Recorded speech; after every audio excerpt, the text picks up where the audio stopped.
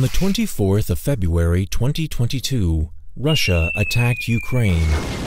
The resulting war has already killed thousands and resulted in millions of refugees. This war of aggression violates international law and has been harshly criticized by governments around the world. To understand how it came to this, we must first take a closer look at the history of the country. Ukraine was founded in 1991 after the collapse of the Soviet Union, although its people, the Ukrainians, have been around for far longer. Throughout its history, the country played an important role in bridging the gap between East and West. This is reflected in its name, which when translated means something akin to borderland, but also in the culture and demographics of the country. Western Ukraine is a lot closer to the rest of Europe, while Eastern Ukraine has a larger Russian influence. This meant that over the years, the country was pulled increasingly between the front lines of East and West. Both sides had their supporters.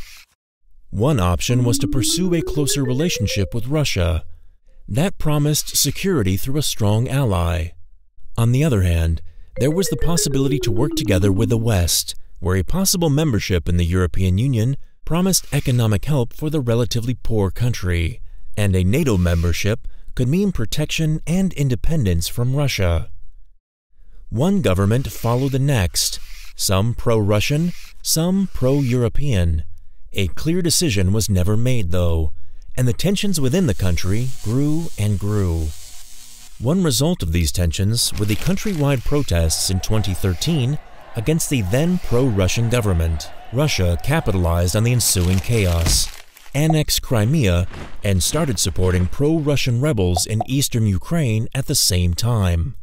Ever since 2014, there has been ongoing conflict in this area, and any attempts at peace talks have proven largely ineffective.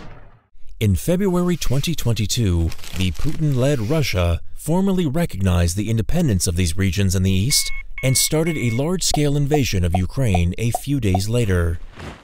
Now the regional conflict in eastern Ukraine has escalated to a countrywide war that has been going on ever since. Still, there is one big question that hasn't been answered. Why is Russia attacking? And what is going through Putin's head? The answer to these questions largely depends on who one asks. According to Russian media, the war's main goal is the denazification of Ukraine and to free the country's oppressed Russian inhabitants. Internationally, though, this is largely disputed, because although there are certain neo-Nazi regiments in the Ukrainian military, the same can also be said for Russia. And even though there is a large Russian minority population in Ukraine, of whom many are fighting for independence, there is no real evidence for the oppression of the Russian populace. Those people also suffer from the war in the same way everyone else is.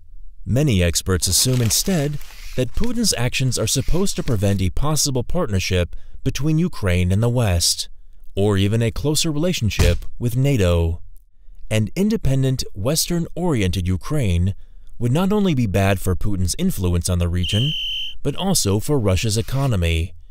But in the end, one thing is clear.